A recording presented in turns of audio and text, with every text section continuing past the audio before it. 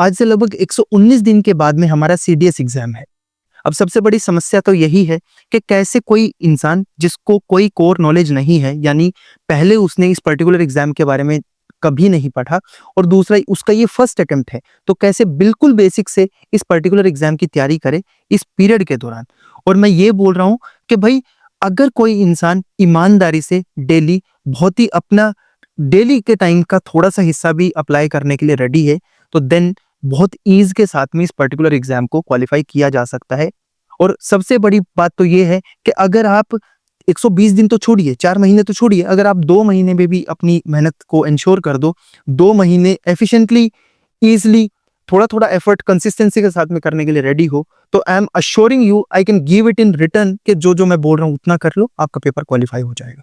आपको ना कुछ और करने की जरूरत, ना कोई टेंशन लेने की जरूरत। दूसरी चीज मैं आपको एक चीज और बता देता हूँ, इसमें जो चीज मैं बताऊंगा लास्ट में मैं कैसे आपकी हेल्प कर दूंगा वो भी फ्री में। जैसा कि रिटर्न ट्रेनिंग जो प्रोग्राम है उसका तो पता है कि आपको 18 तारीख will be the last date और उसके बाद में we will be starting with the training programme. लेकिन उसके बाद भी जितने लोगों को मैंने प्रॉमिस किया कि फ्री वाले इनिशिएटिव भी ऐसे ही चलते रहेंगे, वो सारे इनिशिएटिव से भी आपको कैसे हेल्प मिल जाएगी वो भी इस चीज के अंदर मैं बता दूंगा। This is not a promotional video, the video is just to help you without भाई किसी भी तरह का प्रमोशन या बिना किसी की बात के। सीधी सी बात, अभी तक हम लोगों ने बहुत ज्ञान की बात कर ली, तो आई रिक्वेस्ट यू, क्योंकि मेरे लिए कभी भी ना सब्सक्राइबर मैटर करते ना वॉच टाइम, एक चीज मैटर करती है आपका टाइम बचे। तो सीधा मैं बोल रहा हूँ कि वीडियो की स्पीड को 1.5x पे कन्वर्ट कर लो, धीरे धीरे आपका टाइम जो है बचाया जा सकता है और इसको और कहीं इफिशिएंटली हम लोग यूज कर सकते हैं। तो सबसे पहले आप मेरे ऊपर विश्वास क्यों करें, क्योंकि भाई जब ये पेपर बहुत ज्यादा इजी आता था तो आई हैव ऑलरेडी स्कोर्ड ज्यादा मार्क्स किससे, AIR 1 और 2 से मैंने ज्यादा मार्क्स स्कोर किए हैं सीडीएस के अंदर। हर बार जितने मेरे अटेम्प्ट रहे 5 अटेम्प्ट में लगातार 50+ से स्कोर ज्यादा मैंने किया है। ये चीज आपको समझनी पड़ेगी। एक चीज और आपने समझनी पड़ेगी, क्योंकि जो छठा अटेम्प्ट है उसमें मेरे पास मेरी मार्कशीट नहीं थी, तो मुझे पता भी नहीं है कि भाई मेरे मार्क्स कितने थे। ठीक है, अब कौन आदमी इस पर्टिकुलर एग्जाम को अप्लाई कर सकता है वही यहाँ पे क्लियर कर देता हूँ। जो व्यक्ति जिसकी एज 2 जनवरी 2001 से लेकर के 1 जनवरी 2007 के बीच में है, वो इंसान इस एग्जाम के लिए अप्लाई कर सकता है। यानी कि 1 जनवरी 2026 को जो आदमी 20 से 25 के बीच में बैरी कर रहा है वो इस एग्जाम के लिए एलिजिबल है। समझना पड़ेगा क्यों, क्योंकि ये ज्वाइनिंग डेट है। अब इफ यू आर समवन जो कि फ्री में प्रिपेयर करना चाहता है सीडीएस के लिए, सीएपीएफ के लिए, एपकट के लिए, एनडीए के लिए और यूपीएससी प्रीलिम्स तक लेवल का, आपको फ्री में सारे नोट्स, रिसोर्सेज, टेस्ट सीरीज मिल जाएंगे टेलीग्राम चैनल के ऊपर। लिंक बायो के डिस्क्रिप्शन बॉक्स में गिवन है, वहां से जाकर के आप इन रिसोर्सेज को अवेल कर सकते हैं, डाउनलोड करके पढ़िए। मुझे कोई भी क्रेडिट नहीं चाहिए आपकी सक्सेस का, ना मैं आपसे कोई आपका स्क्रीनशॉट मांगने वाला हूँ, ना मैं आपसे ये बोलने वाला हूँ कि भाई मुझे अपना कोई क्रेडिट दे दो। ऐसी कोई हालांकि योजना नहीं है, सरकार ने तो नहीं चला रखी, लेकिन मैंने और मेरी टीम मेंबर्स ने मिलकर एक योजना चलाई थी जिसको बोलते हैं प्रधानमंत्री ज्ञान बांटो योजना। अब इस योजना में क्या होता है कि जो भी यूट्यूब से हम लोग फ्री में पढ़ाते हैं, वहां से ऐड का जो भी रेवेन्यू आता है, कुछ यूट्यूब पैसे भेजता है ना, उसमें से जितने पैसे आते हैं वो आप जैसे स्टूडेंट्स की वेलबींग के लिए यूज होते हैं। मैं और मेरी टीम का कोई भी मेंबर उनमें से एक चवन्नी भी अपने पॉकेट के अंदर नहीं रखता, वो आप जैसे स्टूडेंट्स की वेलबींग के अंदर यूज होती है। तो जो ये स्ट्रेटेजी बताने वाला हूं ये तभी हेल्प करेगी जब आप इसको अपने ऊपर लागू करोगे, नहीं तो कोई फायदा नहीं होने वाला। और अंत में मैं आपको एक डेली प्लानर भी दे दूंगा, जिसमें जिस प्लानर को यूज करके मैं अपने कोर्स में, मेरी टीम मेंबर हमारे कोर्स के अंदर जो रिटन ट्रेनिंग प्रोग्राम है उसके अंदर हम लोग पढ़ाने वाले हैं, उसको आप भी फॉलो कर सकते हो, ताकि एक शेड्यूल आपको मिला रहे कि किस तरह से आप लोग डेली टास्क कंप्लीट कर सको। और नोट्स तो आपको मिल ही जाएंगे, अगर आप खुद से सेल्फ स्टडी कर सकते हो तो उस जैसी तो कोई बात है ही नहीं। ठीक है, तो और बाकी सारी चीजें वो ऐसी ही आती रहेंगी। तो सबसे पहले तो एग्जाम का स्ट्रक्चर आप लोगों को पता है कि भाई इंग्लिश 2 घंटे का आएगा, जीएस 2 घंटे का आएगा और 3 से 5 मैथमेटिक्स होता है 2 घंटे का। 100 मार्क्स के पेपर होता है, टोटल 300 मार्क्स का। आईएम में एएफए और आईएनए के लिए और ओटीए के लिए 200 मार्क्स का पेपर होता है, ये सबको पता है। हम लोगों के दिन में भाई 24 घंटे हैं, और मैं आपको ईमानदारी से बता रहा हूं, अगर आप 24 घंटे में से डेली अभी से लेकर के जब तक पेपर ना हो जाए 8 घंटे पक्का सोया करो। क्योंकि जब हम सोते हैं तो जो भी इंफॉर्मेशन हम लोगों ने पढ़ाई के दौरान दिन में एक्वायर की है वो हमारे परमानेंट मेमोरी में, सब अनकॉन्शियस माइंड में, सबकॉन्शियस माइंड में तभी जाती है जब हम लोग सोते हैं। क्योंकि न्यूरॉन्स का फॉर्मेशन तभी होगा जब हम लोग सोएंगे। जो आदमी नहीं सोता उसकी मेमोरी उसका कभी साथ नहीं देती। इट इज ट्राइड, टेस्टेड और इसके ऊपर रिसर्च पेपर लिखा जा चुका है नेशनल स्लीप फाउंडेशन के द्वारा, क्यों स्लीपिंग इतनी ज्यादा इंपॉर्टेंट। होती है हमारी लाइफ के अंदर, तो मिनिमम 7 से 8 घंटा अभी से लेकर के पेपर के टाइम तक आप लोगों को सोना ही है, क्योंकि भाई नींद से ऊपर क्या चीज़ है? अगर हम सो ही नहीं रहे तो काहे को इतनी मेहनत करें और उससे ऊपर क्या है? दूसरी चीज़ ये समझनी है कि डेली के अगर आप 8 घंटे सोने में एलोकेट कर रहे हो, 3 घंटे पढ़ाई में एलोकेट करो और मैं कहता हूँ 13 घंटे आप अपने स्कूल, कॉलेज, जॉब जो करना है ना वो करो, क्योंकि इससे ऊपर आपको कुछ करने की ज़रूरत नहीं है। और इन 3 घंटों को भी आप 3 पार्ट्स में डिवाइड कर सकते हो। पहला पार्ट विल बी 1 घंटा मॉर्निंग में, 1 घंटा दिन के टाइम पे और 1 घंटा शाम में। तीनों इकट्ठे भी देने की ज़रूरत नहीं है। चलते-फिरते भी करोगे ईज़िली तो हो जाएगा। कैसे करना है? आगे बढ़ते हैं। देखो, सबसे पहला पोर्शन आता है भाई 100 मार्क्स का, तो हमारा सिर्फ इंग्लिश का ही पेपर होता है ना? इंग्लिश एक ऐसा सेगमेंट है, अगर आप यहाँ पे 100 में से 80 नंबर स्कोर कर लेते हो, जो मैंने भी किया, है ना? 80 नंबर स्कोर करते ही आपका जीएस के ऊपर वाला प्रेशर कम हो जाएगा, मैथमेटिक्स के ऊपर वाला प्रेशर भी कम हो जाएगा। यानी कि इंग्लिश वाला सेगमेंट जो होता है ना, वो बहुत ही ज़्यादा इंपॉर्टेंट है। ऊपर से ये 9 से 11 बजे कंडक्ट होने वाला पहला पेपर है, यानी कि किसी भी चीज़ की शुरुआत अगर अच्छी हो, तो भाई उसका अंत भी अच्छा होता है और हमें शुरुआत और अंत दोनों ही अच्छे एंश्योर करने हैं। तो इसलिए बोल रहा हूँ कि इंग्लिश के पेपर को हम लोगों को सीरियसली लेना है। और दूसरी एक चीज़ और बता देता हूँ, भाई मैं लिख के दे सकता हूँ, अगर आपकी अंग्रेज़ी अच्छी नहीं है, तो Indian armed forces will not going to consider you as an officer. बिल्कुल भी नहीं सिलेक्ट करने वाले, क्योंकि आपको खुद ही मन नहीं करेगा उन के अंदर परफॉर्म करने का, ठीक है? आपको बार-बार बोला जाएगा कि अंग्रेज़ी में बोलो और दूसरे आदमी को देख करके आप भी अंडर कॉन्फिडेंट फील करोगे। तो इसलिए भी इंग्लिश बहुत ही ज़्यादा इंपॉर्टेंट है और इसी जर्नी के दौरान में हम लोग सीख ही लेते हैं, अच्छे से सीख लेते हैं, ताकि आपको एसएसबी इंटरव्यू में भी थोड़ी-सी हेल्प हो जाए और रिटन एग्ज़ामिनेशन को तो हेल्प करनी ही है। देखो, कोई भी अच्छी बुक, कोई भी न्यूज़पेपर, कुछ भी आपको डेली 20 मिनट के लिए न्यूज़पेपर या बुक पढ़नी है। देखो, न्यूज़पेपर में क्या होता है ना, जो कॉलमिस्ट आते हैं ना या जो भी उसके राइटर होते हैं, वो बहुत ही अतरंगी वर्ड यूज़ करते हैं। रियल लाइफ के अंदर, नेचुरल लाइफ के अंदर हम लोग वो वर्ड यूज़ नहीं करते। लेकिन जो ऑथर होता है, कोई किताब लिखता है, तो उसका मेन एक ही इंटेंशन होता है कि कैसे मैं अपनी बात को आसान भाषा में रीडर तक पहुँचा दूँ। तो इसीलिए, और जो ये रीडर वाली भाषा होती है ना, यही मैक्सिमम आपके reading comprehension, para jumble, sentence rearrangement में ऐसी ही भाषा आती है। तो हम लोगों को इसी भाषा की मास्टरी करनी है और यही जो पेपर होगा ना, जो रीडिंग स्किल का पेपर होता है, क्योंकि मैंने इंग्लिश वाला एक वीडियो भी बना दिया है, आप जाके देख सकते हैं कि कैसे आर्ट ऑफ स्कोरिंग 80 मार्क्स या ऐसे करके एक वीडियो का टाइटल है, उसको जाके देख सकते हैं। तो आपको समझ में भी आएगा कि कैसे रीडिंग सेक्शन जो है इतना ज़्यादा इंपॉर्टेंट है हमारे लिए। डेली 20 मिनट आप अगले आने वाले 100 दिन, 110 दिन ये काम कर लेते हो, तो मैं बता रहा हूँ आपको टेंशन लेने की ज़रूरत ही नहीं है। इंग्लिश के अंदर आपका खुद ब खुद वोकैब्युलरी भी इंप्रूव हो जाएगी। आपका जो कॉन्शियस इंटरप्रिटेशन है भाषा के, इंग्लिश को इंटरप्रेट करने का, वहाँ पे भी आपका स्कोर बूस्ट होना शुरू हो जाएगा। और मैं आपको ईमानदारी से बता रहा हूँ, देखो मैंने बहुत कम, जितनी बार भी यूज़ किया ना, ये हाई स्कूल की बुक आती है रेनन एंड मार्टिन की, इसको मैंने यूज़ किया। सारी बुक अच्छी हैं, कोई भी बुक बेकार नहीं है, आपके पास जो है उसको यूज़ करो। इंग्लिश इज़ सेम एवरीवेयर और वही कुछ रूल होते हैं 100, 110, 20 के आसपास, वही बार-बार घूम-घूम के आपसे पूछे जाते हैं, ठीक है?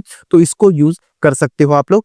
आपके पास दूसरी कोई है उसको कर लो, एसपी बख्शी है वो कर लो, ठीक है? ये डाउट बिल्कुल मत पूछोगे मैं कौन सी करूँ, जो आपके पास है वो करो। और मैं ईमानदारी से बताऊँ, आपको एक मस्त चीज़ बताता हूँ, मैंने कभी भी है ना बहुत लास्ट के अटेम्प्ट में जाकर के इंग्लिश की एक ये बुक यूज़ करने की कोशिश की। स्टार्टिंग के अटेम्प्ट में तो I used to be a good reader, बस मैं रीडिंग ही करता था, रीडिंग से ही मेरी इंग्लिश इंप्रूव हो गई थी। और होता है ना वो कि भाई इस पर्टिकुलर जो स्टेटमेंट की है ना सेंस नहीं बन रही, या ये नॉनसेंस लग रहा है मुझे, इर इर इर्रेशनल है, इलॉजिकल है, ऐसा कुछ सेंस बन रहा है, तो क्वेश्चन खुद ब खुद गलत हो जाता था। मतलब कि वो पर्टिकुलर ऑप्शन मुझे पता चल जाता था कि यहाँ पे एरर है। ऐसा आपके साथ में भी हो सकता है अगर आपकी रीडिंग स्किल्स अच्छी है। मैं बोल रहा हूँ रीडिंग स्किल्स अच्छी है ना, बाकी सारी चीजें आप खींच के लेके चले जाएंगे। फिर आता है मैथमेटिक्स।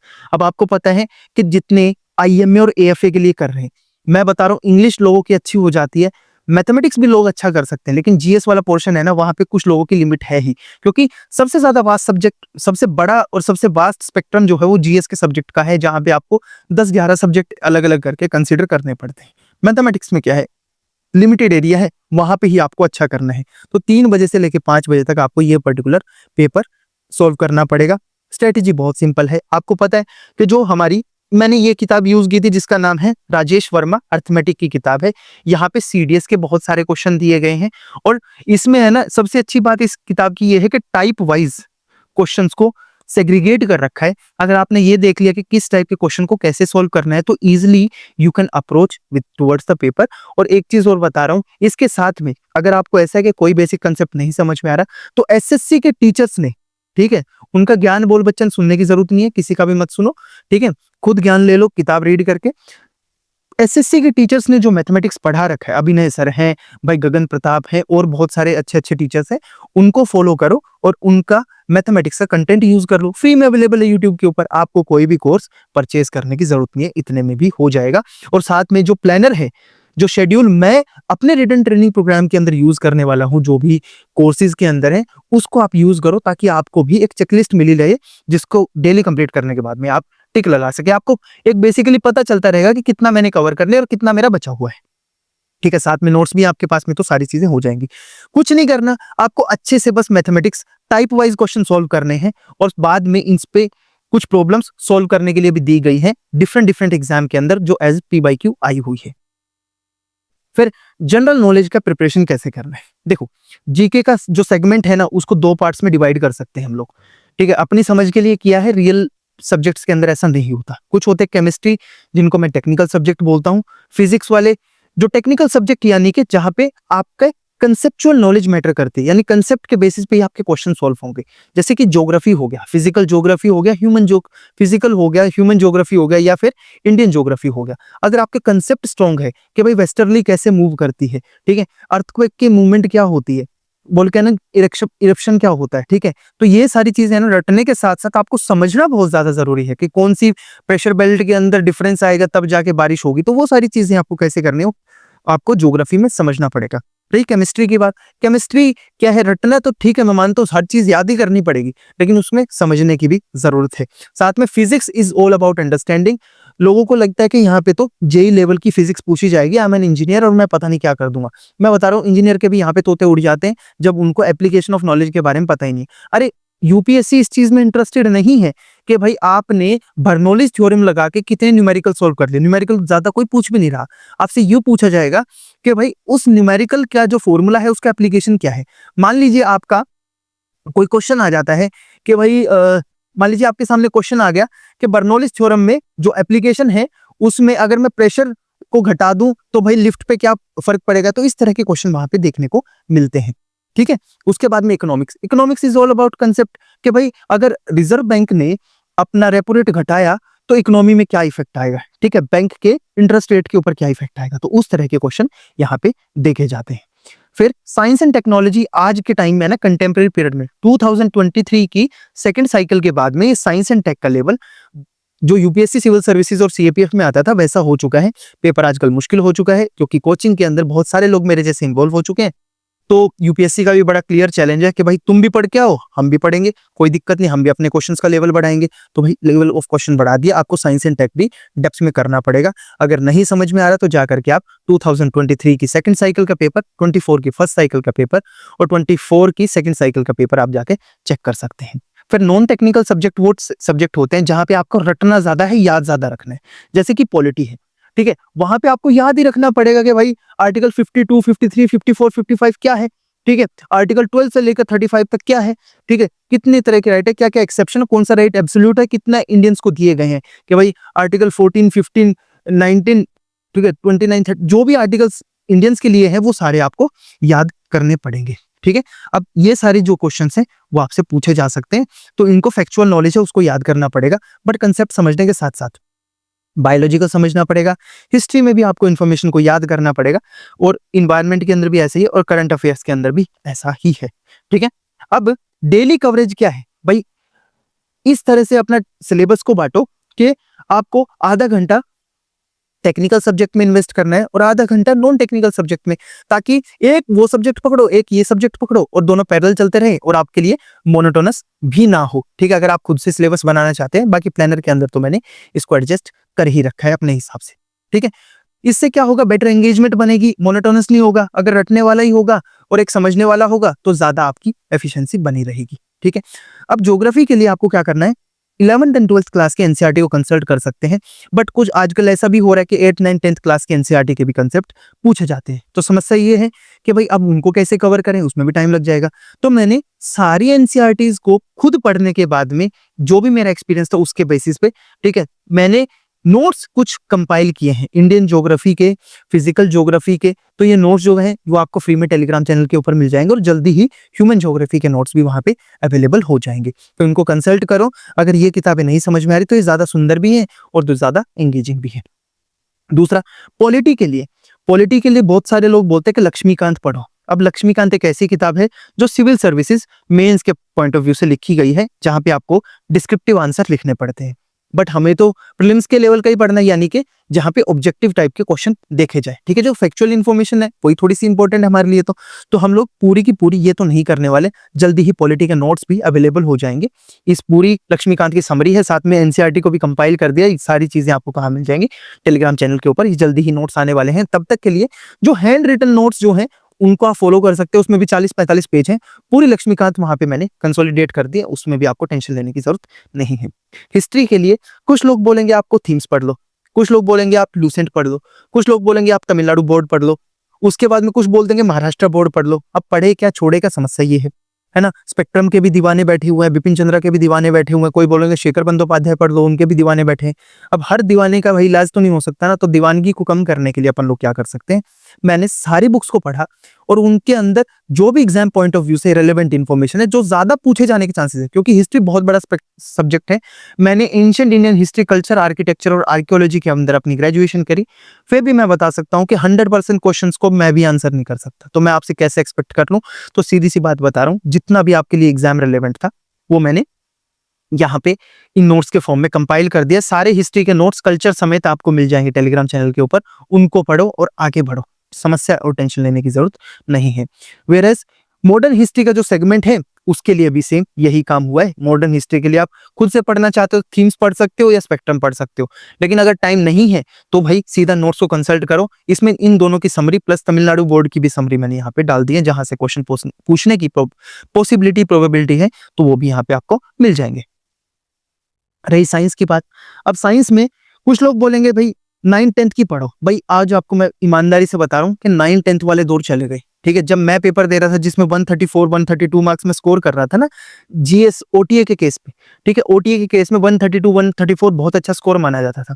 लेकिन आज मैं ईमानदारी से बता रहा हूँ, आज ये पेपर देना शुरू करूँ ना, तो मैं बता रहा हूँ 50 नंबर लाने में जीएस में मेरी हालत एक बार तो टाइट हो जाएगी। आ जाएंगे कोई समस्या नहीं है, बट एक बार तो तेल निकल जाएगा, ठीक है। तो इसलिए मैं आपको बता रहा हूँ कि 9th एंड 10th के जो सब्जेक्ट हैं ये सफिशिएंट उतने ज्यादा नहीं है।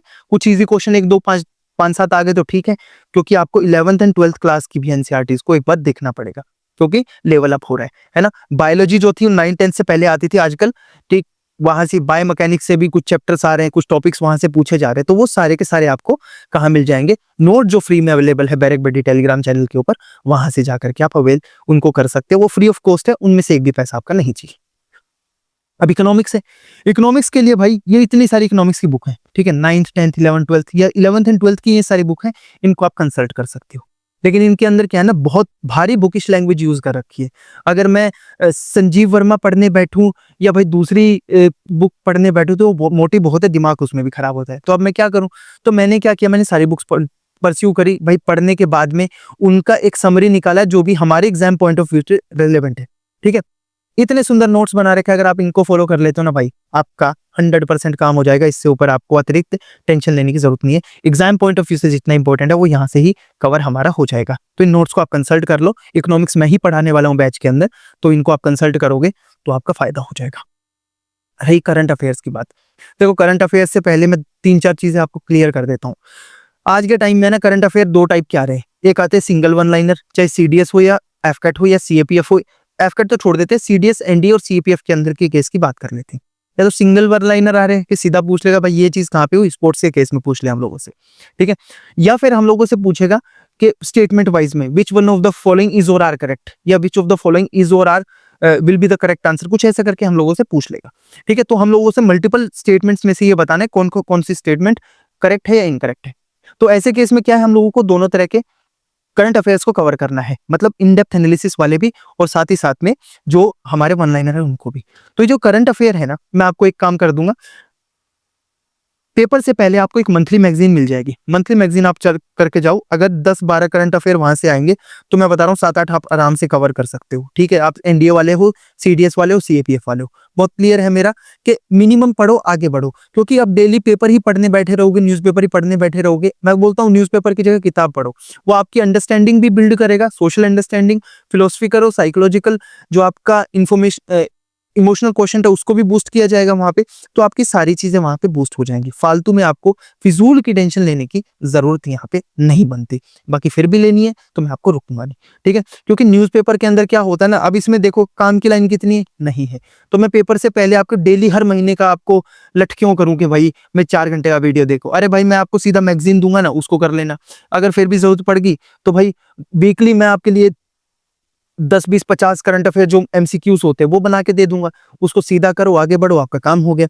उसके लिए 500 करंट अफेयर के वीडियोस देखने की कोई जरूरत नहीं है। क्योंकि स्टूडेंट लाइफ में मुझे पता है कि यार मुझे नहीं लगता कि हर चीज के लिए वीडियो देखने की जरूरत होती है, ठीक है। अब रिवीजन कैसे करना है, देखो करंट अफेयर हो या कोई भी चीज हो, आपको मैं बता रहा हूँ रीडिंग के लिए है ना, अगर आपको न्यूज़पेपर रीडिंग की भी हैबिट है तो 10 मिनट से ज्यादा कभी भी न्यूज़पेपर के ऊपर वेस्ट मत करो, क्योंकि वहां से कोई भी फायदा होने नहीं वाला और ना आपको याद रहने वाला है। हाँ ये है कि भाई कोई हम लोगों से पूछ ले कि हवा में क्या चल रहा है, न्यूज के अंदर क्या है, तो वो चीज याद रहेगी, तो उसके लिए आपका टाइम बच जाएगा। दूसरी चीज है कि यूपीएससी के क्वेश्चन को जितना ज्यादा हम लोग प्रैक्टिस कर सकते हैं वो हमें करना है।